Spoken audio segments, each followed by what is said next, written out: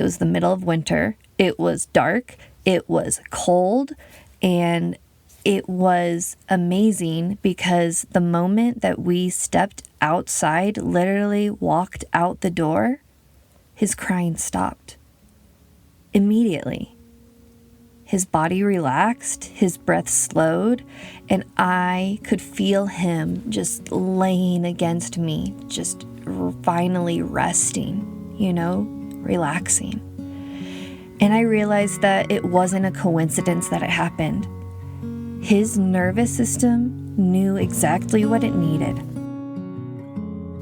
Welcome to Nature to Nurture, the podcast where we talk about raising healthy families by returning to what has always supported children best: connection, community, and nature.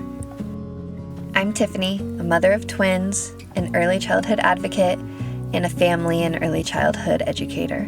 This is a space where we focus on small, meaningful shifts, on connection over control, on rhythm over rigidity, and on presence over performance, so that families can feel more supported, grounded, and confident in the way that they're raising their children. As you listen today, I invite you to take this episode with you, step outside, go for a walk, breathe in some fresh air, and let this conversation meet you exactly where you are. Let's dive in. Real quick, before we begin, if these words are landing for you, go ahead and hit that follow button. It's the easiest way to make sure that you don't miss the small but powerful insights that support your children, yourself, and the way that you want to show up. When my son was an infant, 2 years old, he went through this stage of crying where nothing was soothing him. We tried everything: holding him, rocking him, singing, giving him food, milk, trading caregivers. No matter what we did, his body stayed tense, almost like he was in pain. His crying was just nonstop, like nothing would help. And this would go through the middle of the night, throughout the day. And one night when this happened, almost instinctively, I was like, okay, well, let's just go outside for a second and see what happens. Let's just step outside, get some fresh air. It was the middle of winter. It was dark. It was cold. And it was amazing because the moment that we stepped outside, literally walked out the door, his crying stopped immediately. His body relaxed, his breath slowed, and I could feel him just laying against me, just finally resting, relaxing. And I realized that it wasn't a coincidence that it happened. His nervous system knew exactly what it needed. That pattern repeated itself again and again. As he grew older, I noticed it when he had this high energy, when I thought he was a little out of control, or really overstimulated, emotionally stuck, feeling unsettled. If we went outside, like a switch, everything shifted.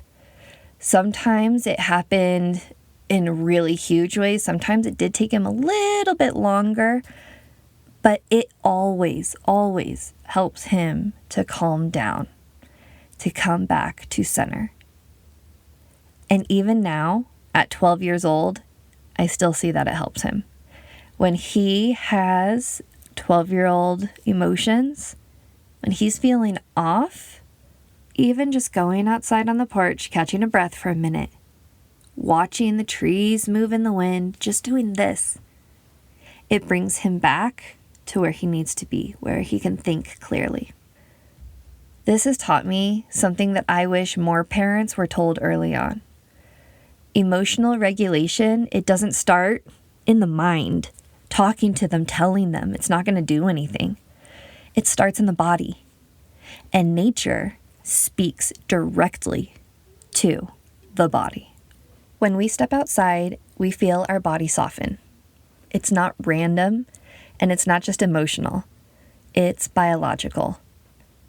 When we think about how humans used to live, they lived out in the natural world.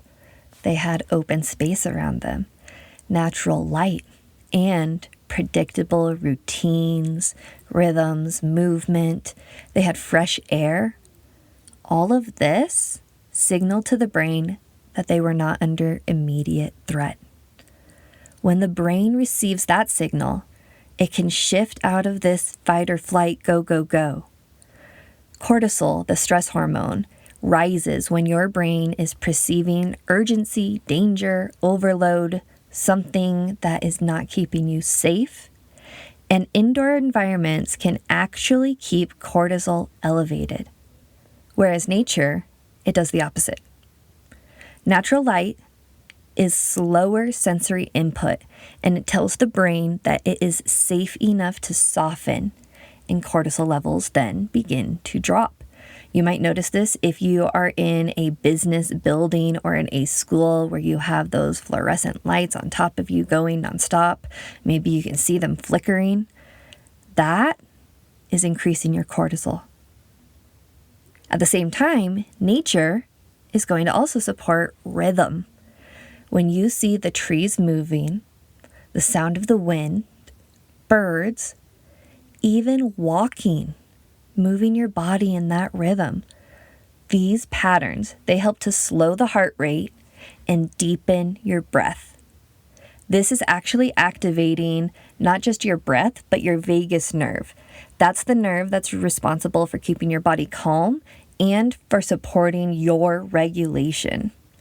When there's sensory overload, indoors, the brain is working super hard. It is filtering out the noise. It's managing this artificial light.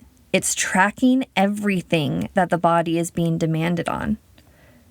Whereas nature gives the brain what psychologists often call this softening, this soft fascination. Your brain gently engages without having to perform, without having to decide or respond. I love the example of listening to the birds outdoors. If that's your thing. I love birds, so this is definitely a beautiful thing for me, but just sitting out there, you hear them, you're listening, but you're not having to do anything. You're engaging that soft fascination. And with children, it works even faster. Their nervous systems are still developing and are far more sensitive to all of this input. So when they step outside, their body often responds immediately. Their heart rate slows down, their muscle tension relaxes, and their emotional intensity drops. That's why outdoor time can usually calm a child down when nothing else is working. It's not avoidance. It's not a treat to go outside. It's regulation. When emotions are high, skip trying to figure out what the problem is and solve it. Just take your child outside. Let their body settle first.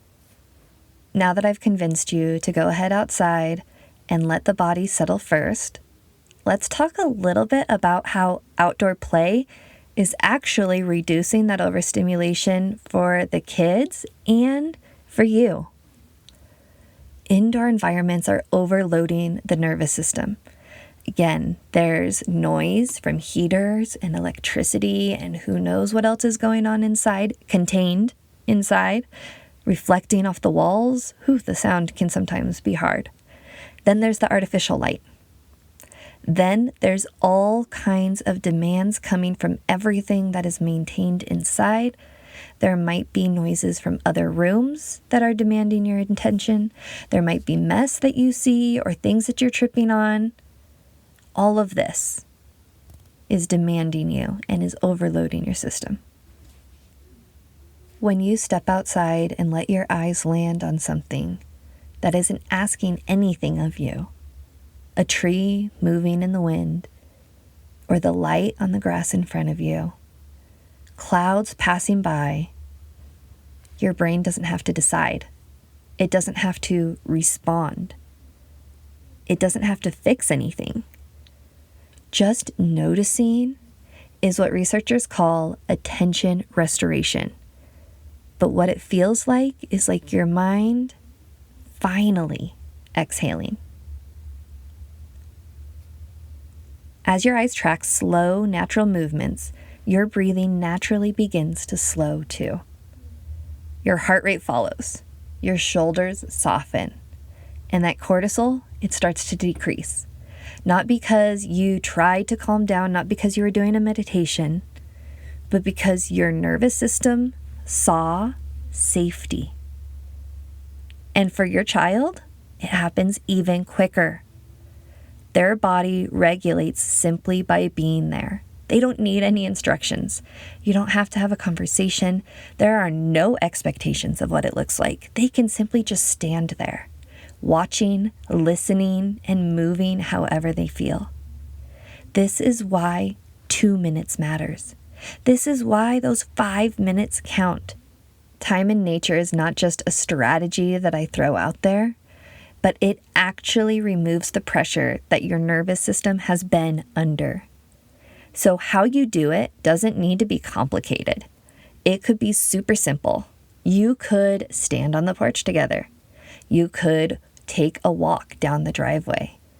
You could let your child kick some rocks while you take a breath. Watch the trees just before going back inside. This doesn't need to be a lesson. You're not trying to fix anything when you're doing these activities, when you're going outside, when you're looking at nature, when you're engaging with nature.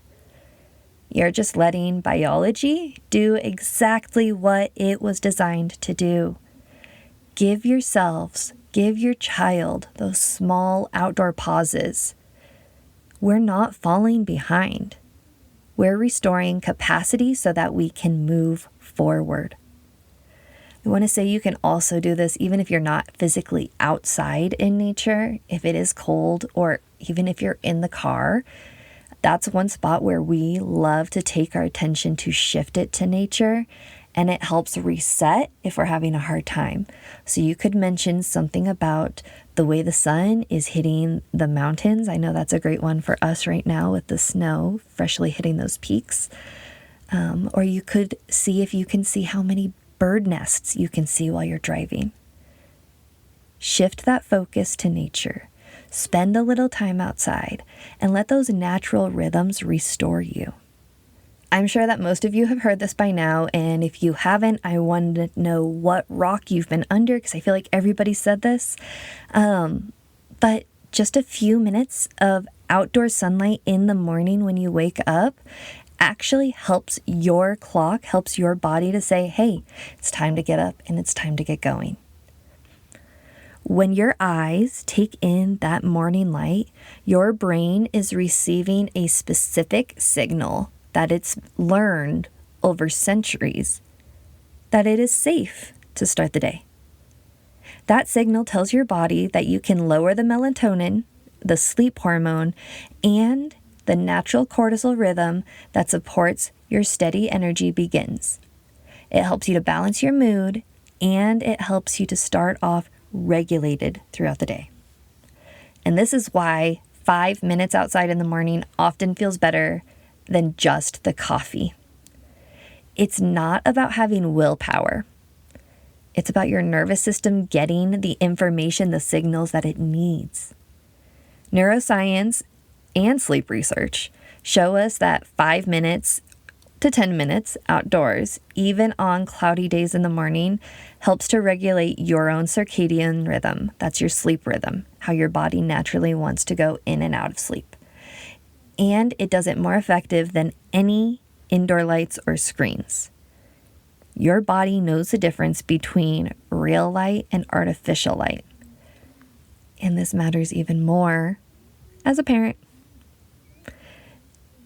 If adult systems respond so quickly to this brief little bit of sunlight exposure, I want to ask you, how much powerful is it for your kids whose nervous systems are still developing and taking in all of the senses? They are so much more sensitive to all of what the environment is sending their way. This is why stepping outside with them can shift their mood super quick. Their body is receiving the same signals that yours does. When we're safe, we can settle. You don't have to make this difficult. It can be really simple. It could be simply starting the morning, standing outside wrapped up in a blanket, or sitting on a chair outside wrapped up in a blanket with a nice cup of coffee or some hot tea for your kiddos, which they love. What a nice moment to just be together and connect, and do it outdoors.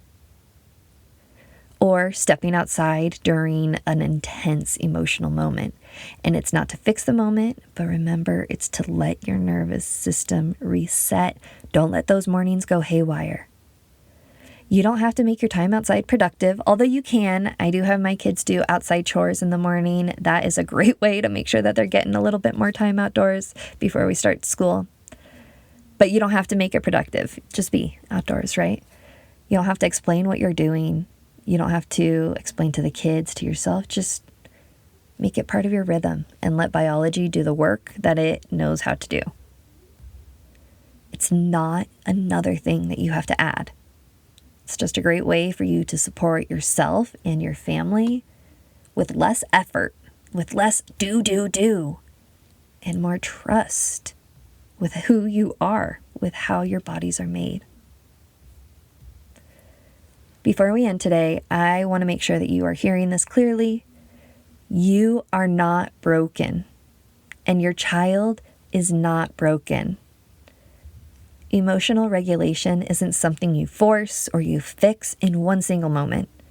It's something that you support slowly, gently, by helping the body to feel safe enough to relax and to just be. What we talked about today is very simple, but it's powerful. Outdoor time helps the nervous system to calm down first. Before words, before discipline, before problem solving, regulation has to start in the body.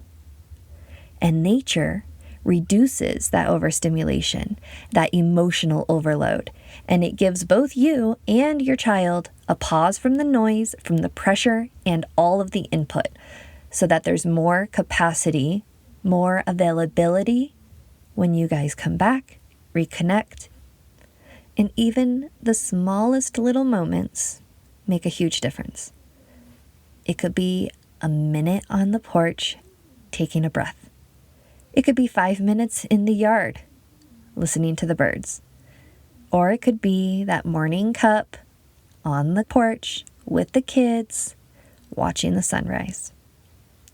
Those moments of fresh air and sunlight, they help us to regulate our emotional rhythm for everyone without you having to do more. So if today feels heavy, let this be enough. One small step outside, one pause, one breath, 5 minutes counts, 1 minute counts. And if you're trying, especially on the hard days, you're already doing more than you think. Thank you so much for joining me today on Nature to Nurture. I really do hope that each of these conversations help you feel more supported and understood on your parenting or caregiving journey. And if you found value in today's episodes, please don't forget to follow the podcast and hop on over into our free community on Facebook, where we continue to share mini moments, wise words, and genuine support. As we wrap up, I'll leave you with this. Just remember, even on the hardest days, that a small moment of connection can make all of the difference for your child and for you. Until next time, take care, and I'm here with you every step of the way.